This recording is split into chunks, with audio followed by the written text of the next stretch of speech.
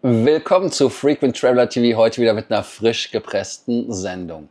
Ein Thema ist natürlich Lufthansa. Wenn sie neue Flugzeuge bekommen, dann ist Flottenerweiterung ein Thema. Wir hatten es gestern, wir haben aber auch heute Flottenerweiterung, aber in Anführungsstrichen. Dann geht es weiter mit dem Thema Boeing 737 MAX. Ja, die Geschichte holt Boeing wieder etwas ein. Da gibt es ein Urteil in den USA und da gibt es Ärger für Boeing in Anführungsstrichen.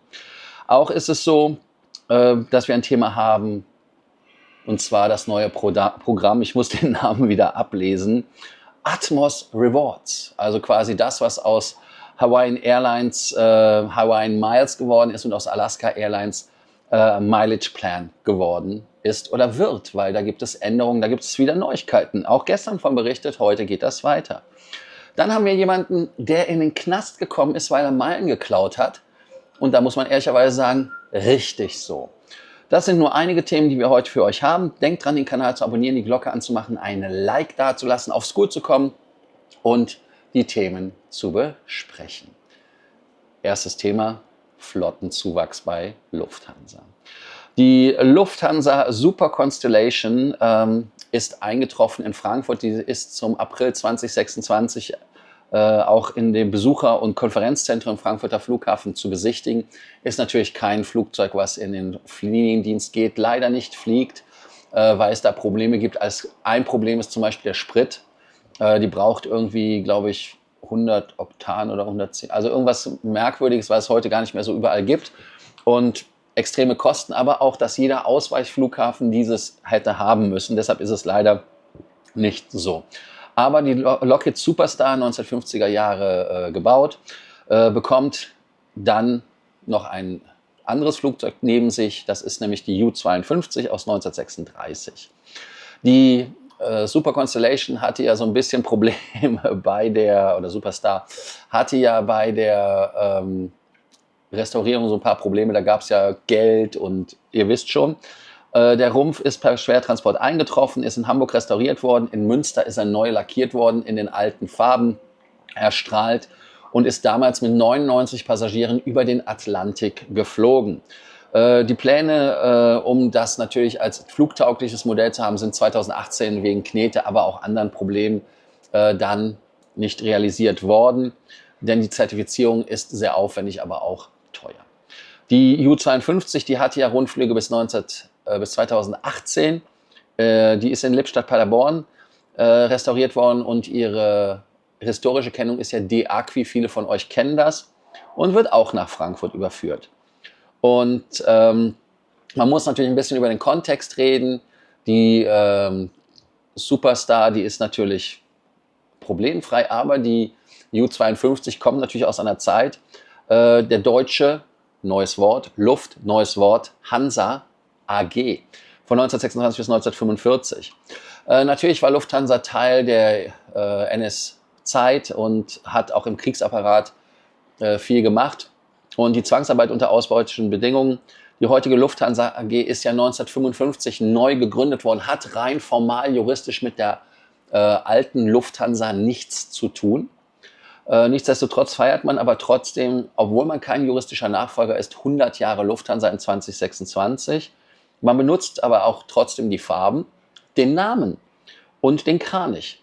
Und 1999 ist die Lufthansa ja auch zum Deutschen Entschädigungsfonds beigetreten und es soll eine neue Unternehmensgeschichte kommen, heißt also in 2026 im März soll da nochmal dran erinnert werden und das Ganze in den Kontext gesetzt werden. Also, wir können nur sagen, dass die Constellation da ist leider geil. Boeing.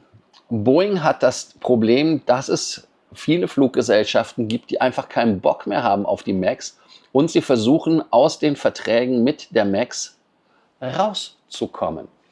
Und Norwegian hat damit dann, sage ich jetzt mal, ich nenne es jetzt einfach mal, die Pandoras Box geöffnet. Und zwar die Pandoras Box, die sie geöffnet haben, ist, dass man vor Gericht in den USA geklagt hat und gesagt hat, Boeing muss 10 Jahre interne MAX-Dokumente offenlegen. Die Norwegian Air Shuttle, schwieriges Wort, deren Leasingtöchter Arctic Aviation Assets unter anderem mehrere Milliarden US-Dollar schwere Bestellungen abgegeben. Es ging da um 92 Boeing 737 MAX, die Norwegian annullieren will. Und man nimmt als Grund, dass man über die Sicherheit und die Zuverlässigkeit der 737 MAX durch Boeing, insbesondere in Bezug auf das MCAS-System, dort hinters Licht geführt worden ist und dass man diesen Vertrag dann quasi ohne Vertragsstrafe beenden kann und da dann raus kann. Die Bundesrichter im Staat Washington haben entschieden, Boeing muss die internen Dokumente von 2011 bis 2021 offenlegen. Und das sind 10 Jahre. Wichtig, die Themen, die abgearbeitet werden müssen, sind Kommunikation zur Sicherheit, Zulassung, Sicherheitsberichte, technische Bewertung, interne Memos, Vermerkung, Tests und Produktion. Boeing wollte natürlich einen kürzeren Zeitraum haben, ist aber abgelehnt worden. Und dann ist noch gesagt worden, dass man natürlich da jetzt sagen muss, dass natürlich auch alles weitere weiter offengelegt werden muss, weil es danach nochmal Fälle gab.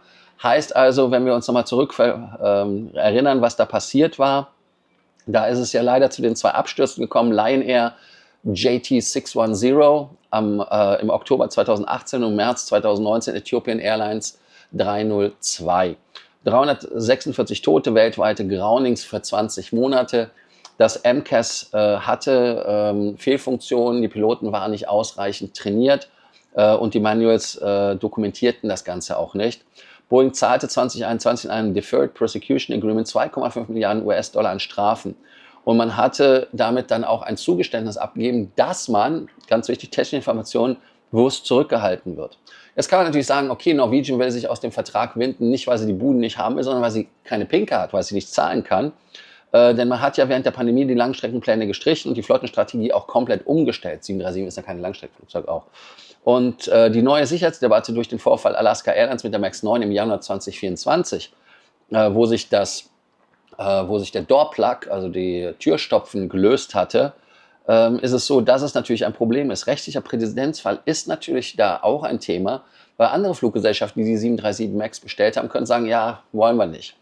Und Gefahr weiterer Schadensersatzklagen ist halt wirklich auch gegeben, wenn man nachweisen kann, dass es dort vorsätzliche Täuschung gab. Und die Offenlegung der Dokumente führt zu weiteren Imageschäden und politischem Druck. Einblick in die interne Unternehmenskultur und Priorisierung von Profit und Sicherheit. Also ihr seht, dass da natürlich viel Musik bei ist, die dann natürlich auch Auswirkungen haben kann auf andere Fluggesellschaften. Und deshalb sieht man ja auch, warum die Freunde bei Boeing da keinen Bock drauf haben. Ich bin da ein bisschen gespalten und da könnt ihr ja zu sagen, was ihr davon denkt. Sollte man das alles offenlegen oder sollte man sagen, wir wissen genug, ist halt doof. Ja, Norwegian hast halt schlecht bestellt, muss halt gucken, ob die woanders verkauft kriegst. Könnte man ja auch brutal sagen. Wer auch bei Boeing Kunde ist, ist die Lufthansa und die Lufthansa will ihre Boeing-Importe aus den USA über die Schweiz abwickeln. Also es ist so, dass der deutsche Lufthansa-Konzern ja erwägt, den Erwerb neuer Boeing-Flugzeuge aus den USA über die Schweiz abzuwickeln. Und das sagt die sagt man deshalb, weil natürlich die US-Handelsbilanzdefizite mit der Schweiz verringern und drohende Strafzölle abgewendet werden, wie der Tagesanzeiger berichtete. Der Swiss-Chef Jens Fehlinger hat sich vergangene Woche mit dem Bundespräsidentin Karin Geller-Sutter und Wirtschaftsminister Guy Parmelin mit dem US-Regierungsvertreter wie Außenminister Marco Rubio getroffen über mögliche Lösungen. Und die Swiss bestätigt die Nachrichtenagentur entsprechende Informationen. Auch interessanter Weg. Und hier Zitat vom Swiss-Sprecher. Die Gespräche bestrafen insbesondere die Rahmenbedingungen für die Einfuhr von Flugzeugen sowie mögliche Optionen für den Lufthansa-Konzern, für Swiss, aber auch für die USA und amerikanische Unternehmen. Und das ist natürlich relativ spannend. Das hätte natürlich nicht direkte Auswirkungen auf die Swiss-Flotte. Die Jets würden ja für die Lufthansa fliegen. Die Maßnahme könnte aber helfen, das Handelsdefizit zwischen US und der Schweiz kosmetisch zu verbessern, also quasi Window Dressing in diese Richtung. Finde ich schon interessant, wie man das Ganze macht, aber man muss natürlich auf der anderen Seite auch ehrlicherweise sagen, dass viele Sachen bei dieser ganzen Geschichte ausgeblendet werden. Was ist mit Facebook, mit AdWords und den ganzen Sachen, die dann auch generiert werden, die aber da in der Statistik nicht erscheinen, ist schon natürlich ein großes Problem. Also ich bin da auch kein BWLer oder auch keiner, der so tief in der Materie ist, aber ich fand es halt interessant, dass der Lufthansa-Konzern jetzt der Schweizer Regierung helfen will. Aber fehlt das dann nicht uns in Deutschland? Okay, wir werden sehen, was da passiert. Alaska Airlines hat ein neues Programm, das nennt sich Atmos Rewards. Und der Start soll am 20. August sein, also relativ bald. Mileageplan von Alaska Airlines Hawaiian Miles wird eingestampft und wird dann Atmos genannt werden. Neues Design, neue Statusnamen, aber die Meilen bleiben natürlich wie immer erhalten. Was ändert sich konkret? Ja, also im Prinzip, eigentlich soll sich gar nichts ändern, außer der Name, dann die Statuslevel, aber sonst soll ja alles gleich bleiben. Das heißt also Meilenwert, keine Entwertung, Ankündigung per E-Mail an die Mitglieder über den Soft Launch und Check-in-App und Website und alles bleibt halt wirklich wie es war. Nur wissen wir ja leider aus der Vergangenheit, wenn dieses Marketing-Sprech, dieses Marketing-Deutsch, diese Euphemismen kommen, dann ist es so, wenn Sie reden von exciting new benefits, dann ist das ja fast so wie bei Lufthansa, wo die dann sagen, dass man halt da das Ganze enhanced hat, also verbessert hat. Und das bedeutet aber am Ende wirklich nur, dass man das Ganze verschlimmbessert und damit dann halt wirklich uns versucht zu verarschen, vielleicht ein bisschen Zucker in den Arsch oder Puder in den Arsch zu blasen, ich weiß nicht, wie es heißt. Und eventuell kommen halt die Status mit einem verständlicheren Namen daher. Das wäre vielleicht eine Lösung, heißt also zum Beispiel Silber, Gold, Platin, Diamond, weil das natürlich bei diesen Fantasienamen, die es ja auch bei Marriott gibt oder bei Hyatt gibt oder bei anderen Firmen gibt, wo man einfach nicht weiß, was ist denn ein Globalist? Was ist denn ein Discoverist und so weiter. Also, dass man hier einfach auf die klassische Silber, Gold, Platin und Diamond geht und Ende im Gelände. Atmos Rewards ist natürlich ein großer Schritt in die Integration beider Fluggesellschaften miteinander und da sie fusioniert sind, macht das ja Sinn. Attraktives Partnernetz gab es bei Mileage Plus, gibt es ja immer noch mit Finnair, mit Condor für uns als Deutsche, aber auch Japan Airlines. Kein dynamisches Award Pricing, noch, vielleicht ist das ja eine Verbesserung, so wie Lufthansa uns ja auch erklärt, dass es eine Verbesserung ist. Und Risiko ist natürlich, dass die Einlösemöglichkeiten reduziert werden und vor allem Dynamic Pricing kommt. Und vielleicht ist es auch ein modernisiertes Programm, was halt auch eine bessere technische Plattform hat für uns und das Statusmodul einfacher verständlich ist. Also noch 6 Tage, bis das Ganze, ist es 6 Tage? Haben wir heute 14? Ja, heute haben wir 14.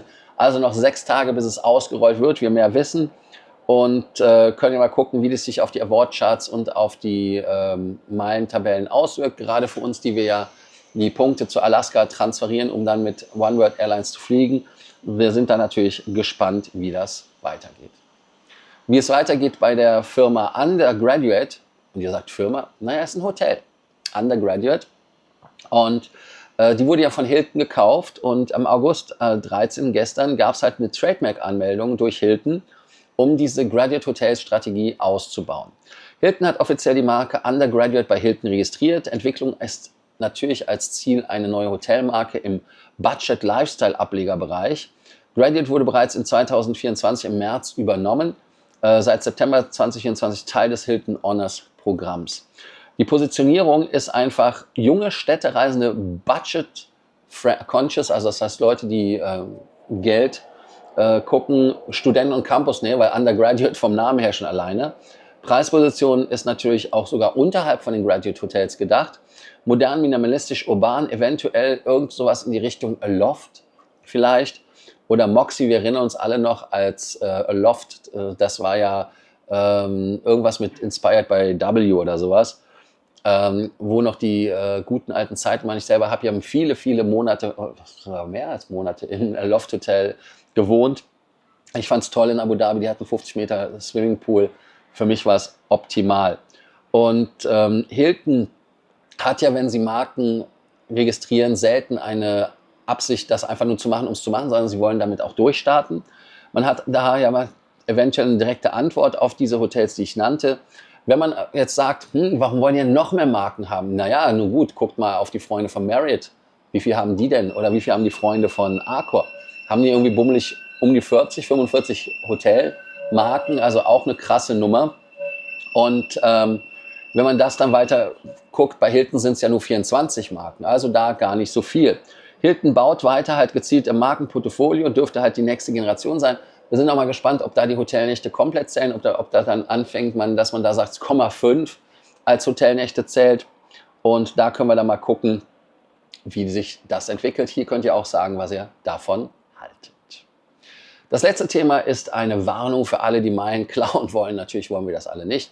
Aber in Singapur ist es der schlechteste Platz. In Indonesien, 28 Jahre alt, Content Creator und Content Service Mitarbeiter einer Kryptofirma, hat im Mai bis November 2024 KrisFlyer-Konten gekidnappt in Singapur, knapp 4 Monate Gefängnis und muss $1.200 zurückzahlen. Klingt nicht viel. Er hatte Zugriff auf mindestens 8 Konten von KrisFlyer und die hatte er gekauft für 16 bis $200 auf Facebook. Er hat irgendwie 28 Singapur-Dollar ausgegeben für Drinks und Essen. Das waren 4.237 Meilen. Dann hat er nochmal ein Samsung-Handy gekauft für 245.491 Meilen für 1.636 Singapur-Dollar. Und wir wissen doch alle, das sind schlechte Einlösungen. Er hat aber auch Kameras, Schuhe und Kleidung geholt. Verurteilung ist nach dem Computer Misuse Act von Singapur gemacht. Heißt also, dass man Inhalte von Computerinhalten, also unbefugt modifizieren, nicht darf. Und er wurde dann bei einer erneuten Einreise in 2025 festgenommen. Die Verteidigung, keine Ausrede, aber Meilen haben keinen klaren Geldwert. Das war seine Argumentationsstruktur.